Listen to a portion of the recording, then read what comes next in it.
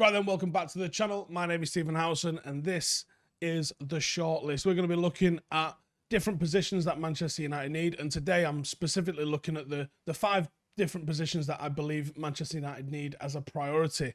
Over the summer, they will then look into those positions individually and look at a shortlist of players who could fulfill those roles and actually improve Manchester United. Not that we necessarily believe that the Glazers are doing this sort of research and looking into it themselves, but it's nice to try and put together some sort of a list and see what we can find, isn't it? Right then, so let's start then with the positions that Manchester United need. Now, I'm going to start with what I believe is a lower priority and work towards the higher priorities. And I'm going to start with a striker. Now, it isn't a strenuous need, and I don't necessarily actually believe you can ever have enough forwards because 1 injury, 2 injuries has happened in the past, and then you dry up in terms of goals and stuff like that. And a striker is just one of those positions where you can always find more. In the 99 season, obviously we had 4. You've seen previous times when we've had the likes of Berbatov and Tevez and Welbeck and Chicharito as backups. So I think this is one of those positions where having other options is always a good thing for us. It's also the only real option that we've got as a proper out-and-out striker is Cavani, and he can't play every week. He's in the twilight of his career, and he's definitely only a stopgap. Tony Martial seemingly regressed. He's not showing signs of becoming that elite striker.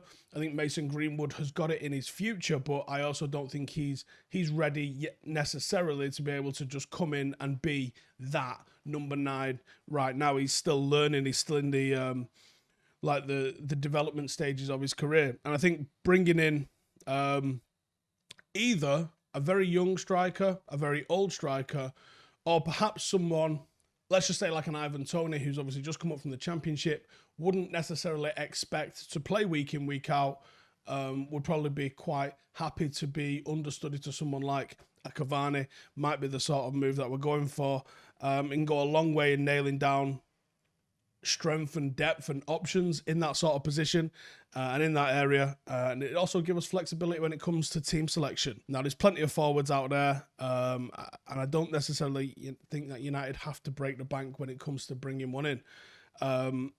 It's not necessarily a big need, so you can probably take a gamble on someone, perhaps like an Ivan Toney, although I think he's going to go for big money after the season he's just had. It'll take pressure off Cavani, and it gives time for Mason Greenwood to continue that development without increasing the pressure on him, which is what making him the obvious understudy would do. I think that Tony Martial's future is probably elsewhere. I don't necessarily see it being at Manchester United.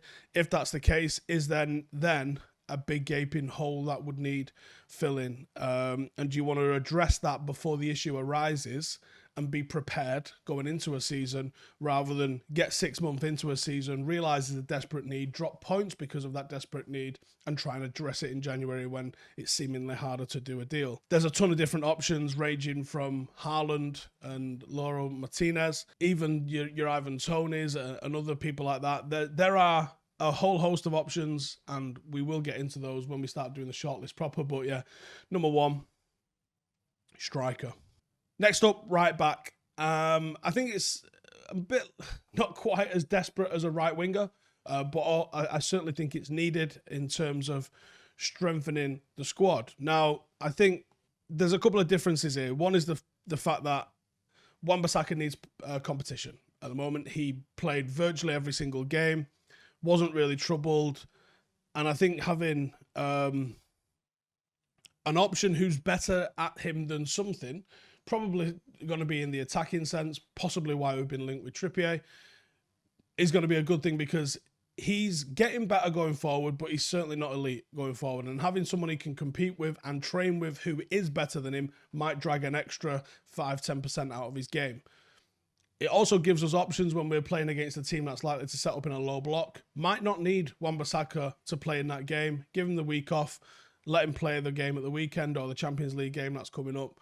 And let's go with someone who's going to offer us more of a goal threat going forward. I think that the lack of right winger is impacting our goal threat from the right side more than Wan-Bissaka's ability on the ball. I think if you had a good, consistent right winger that was elite, I don't think you would notice the issues with Wan-Bissaka anywhere near as much because he'd have someone he was able to link up with. That being said, I still think you can improve upon Wan-Bissaka's abilities on the ball.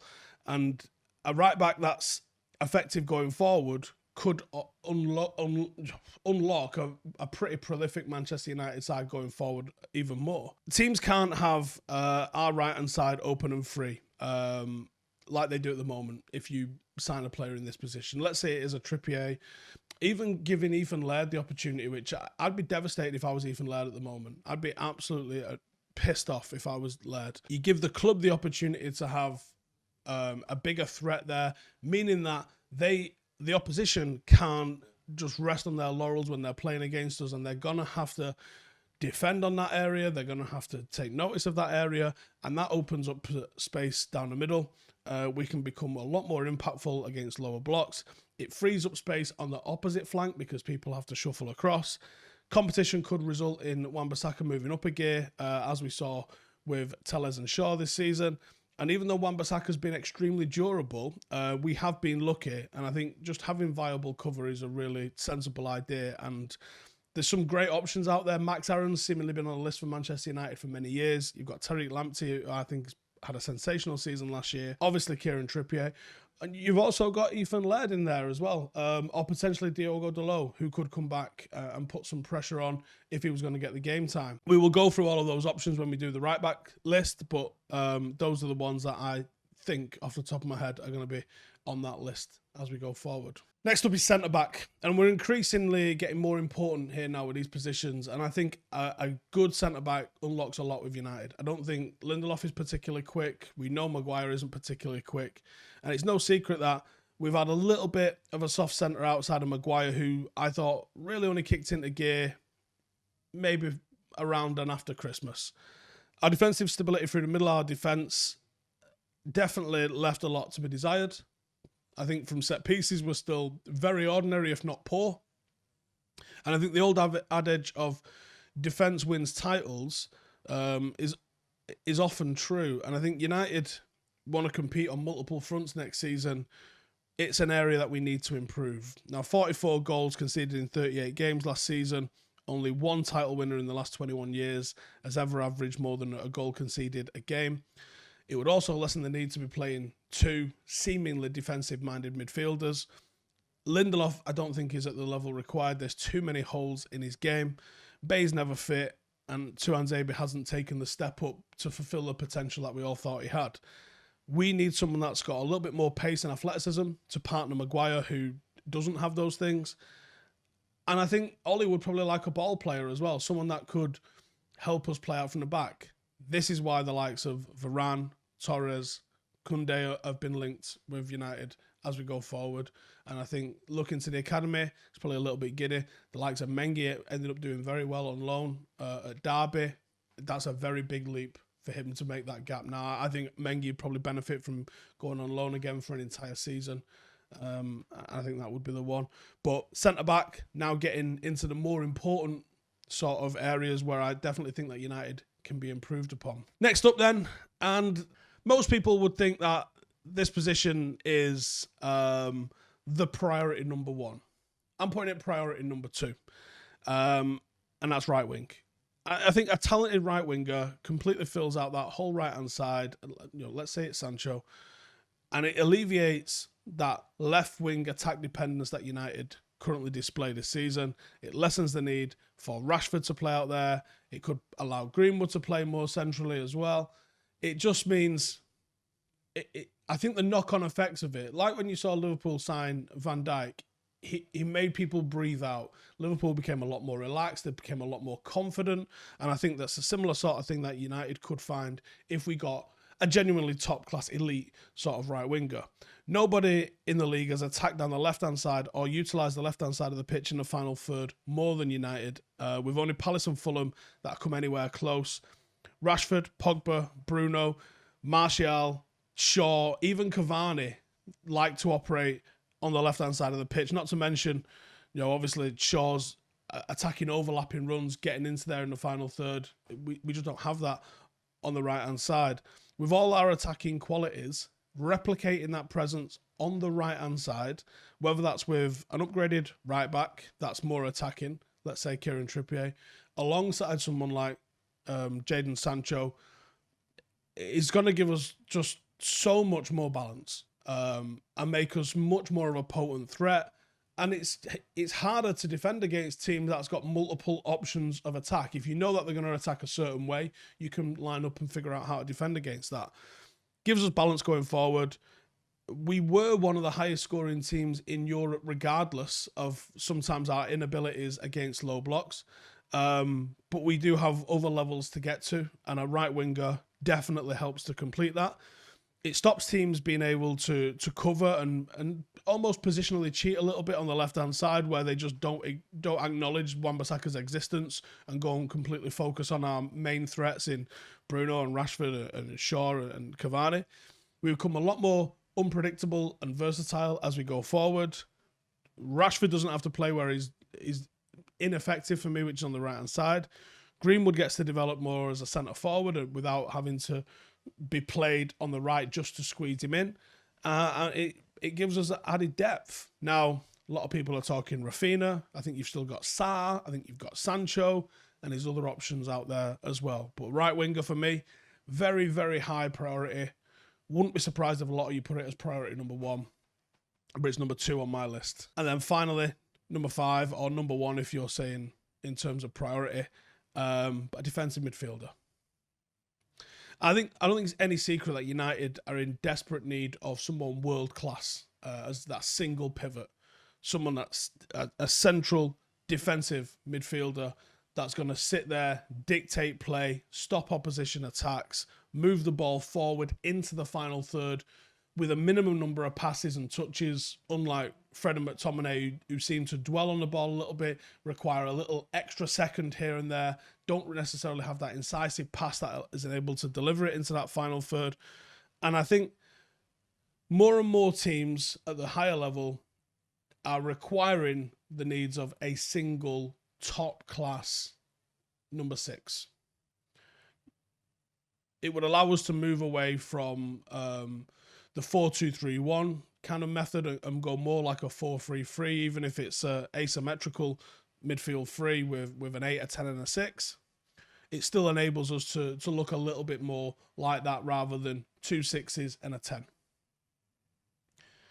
And it also gives you the flexibility that when you do play against a City or a Liverpool or someone that's going to perhaps have more of the ball than you, you can still play your world-class defensive number 6 and you just switch it back to what you've always done and go 4-2-3-1 and have someone also defensive-minded alongside him.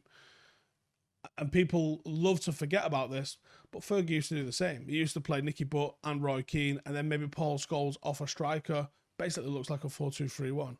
So I think with the number of forward-thinking attacking players that we've got in the squad, if we want to completely unlock the power of those players, you need a single defensive midfielder rather than 2. It just gives us more options, more impetus, more dynamism in attack, and it means we can build on it without necessarily suffering defensively.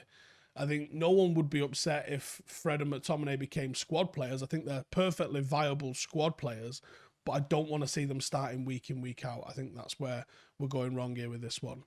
The 2DM approach from Ollie was a result of like McTominay and Fred both having limitations in their play, both not necessarily being able to do that role on their own, but between the two of them actually being generally effective and working quite well.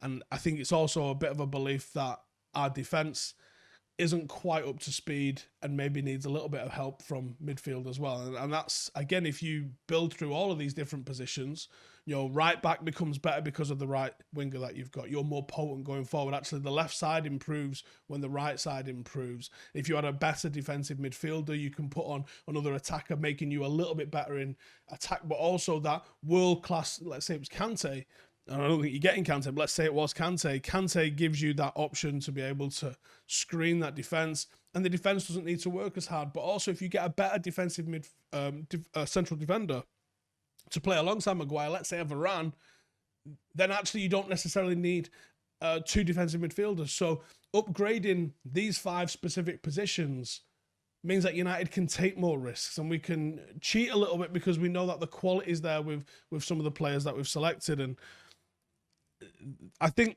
the CDM, the number 6, I think if you sign this one position, I think it opens up United's style of play. I think it opens up United's passing ranges, and having someone like Michael Carrick, who doesn't get the plaudits he deserves for how elite his back to front passing was, how those one passes into the striker's feet or into the channel behind one of the wingers or the striker to chase onto, it allows United to do some things that we just aren't capable of doing at the moment. It opens us up to be a lot better with the ball. It helps us play out from the back, which I think we're terrible with at the moment. And it just makes us a bigger threat in both boxes. And that's can only be a good thing. And again, some options that are being discussed: Benteke, Rice, Kessie, and Ndidi. There's some serious talent out there, and it just depends on what sort of price these lads are going for. But United can upgrade this. It's not like there's no players that would do this. And obviously someone like Sal Niguez, who isn't necessarily what most people would call a true defensive midfielder. It reminds me a lot of what Michael Carrick did, and I think, you know, maybe he's more of an 8 than a 6. I still love to see him in a United shirt in any way, shape or form. But we are going to do a video just on why I love Sal Niguez pretty soon, so make sure to keep it locked for that. And before you go, if you want, thought I'd let you know, the new home shirt is on sale. Look at that bad boy. It's all right, isn't it? The link for that will be in the description if you want to get yourself one of those. Those are in stock, so we can post those out straight away. If you'd like to get one, if you get one today, you might have it in time for the weekend. So go check that out. Cheers for that, supporting the channel. If you don't want to get a shirt, but you still want to support the channel, you can check out the Patreon as well. The link for that is in the description. And I'll see you guys in the next one. Laters.